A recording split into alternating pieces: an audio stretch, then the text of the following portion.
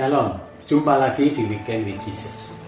Renungan hari ini diambil dari Injil Lukas bab 12 ayat 8 sampai 12. Setiap orang yang mengatakan sesuatu melawan anak manusia, ia akan diampuni. Tetapi barang siapa menghujat Roh Kudus, ia tidak akan diampuni. Bapak Ibu, kalau kita mendengarkan ayat ini, mungkin kita akan berpikir, kan katanya Allah Maha Rahim. Kenapa kok ada dosa yang tidak dapat diampuni, yaitu kalau kita menghujat Roh Kudus? Apa sih maksud perkataan dari Yesus ini? Sebelum kita merenungkan ayat ini, kita perlu menyadari bahwa sebetulnya Allah sangat ingin menyelamatkan setiap kita manusia, seperti yang dikatakan di 1 Timotius bab 2 ayat 4. Lalu dengan ayat ini apa hubungannya? Kok berbeda sekali gitu? Sepertinya Allah tidak mau memberikan pengampunan.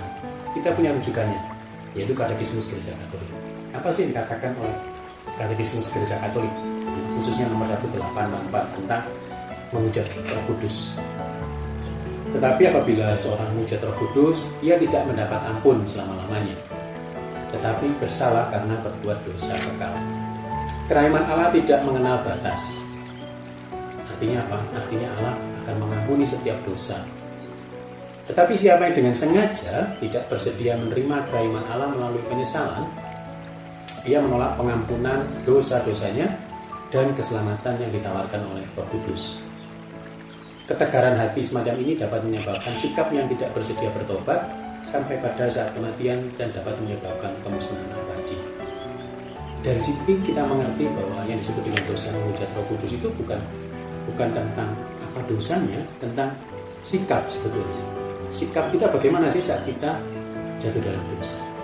Dan yang disebut dengan dosa menghujat Roh Kudus adalah seseorang yang sudah menyadari dia berdosa, tetapi dia menolak kerahiman Allah. Seperti dikatakan, menolak pengampunan dosa-dosa dan keselamatan ditawarkan oleh Roh Kudus. Kenapa bisa begitu? Karena mereka memiliki hati yang tegar, yang menolak kerahiman Allah. Dan itu yang disebut dengan dosa menghujat Roh Kudus. Jadi bukan tentang apa dosanya. Karena saat kita berdosa dan kalau kita mohon ampun kepada Allah, Tuhan pasti berkenan untuk mengampuni. Lalu kalau kita kembali kepada ayat tadi, apa sih maksud dari perkataan Yesus itu? Kalau Bapak Ibu kita baca ayat-ayat sebelumnya, kita akan melihat bahwa Yesus sedang mengecam orang Farisi. Kenapa sih? Karena orang Farisi itu munafik. Dan dia terus menolak Yesus, menolak setiap pelayanan Yesus. Bahkan kalau kita melihat di ayat paralel di Matius 12 ayat 24, saat Yesus mengusir orang yang kerasukan setan, apa yang mereka katakan kepada Yesus? Mereka mengatakan Yesus mengusir dengan kuasa dari Beelzebul. Jadi sebetulnya mereka ini adalah orang-orang yang betul-betul tegar hatinya, yang selalu menolak kebaikan yang ditunjukkan oleh Yesus, yang Tuhan. Dan tindakan inilah yang oleh Tuhan Yesus disebut dengan menghujat Roh Kudus. Jadi Bapak Ibu, kita tidak perlu khawatir bahwa apakah aku sudah melakukan dosa Roh Kudus, dosa menghujat Roh Kudus. Ini bukan tentang dosa, tapi tentang bagaimana sikap batin kita saat kita mengalami dosa. Kita akan disebut sebagai menghujat Roh Kudus kalau saat kita berdosa, kita menolak pengampunan dari Allah. Kita tidak mau meminta ampun dari Allah. Tapi kalau kita mohon ampun, seberat apapun dosa kita, saat kita mohon ampun pada Allah, percayalah bahwa Tuhan pasti akan mengampuni kita. Lalu apa pesan dari Injil hari ini bagi kita? Ada 3 sebetulnya. Saya lihat. Pertama, kita menyadari bahwa Allah itu Allah yang Maha Rahim, yang sangat mencintai kita, yang sangat menginginkan setiap dari kita itu mengalami keselamatan.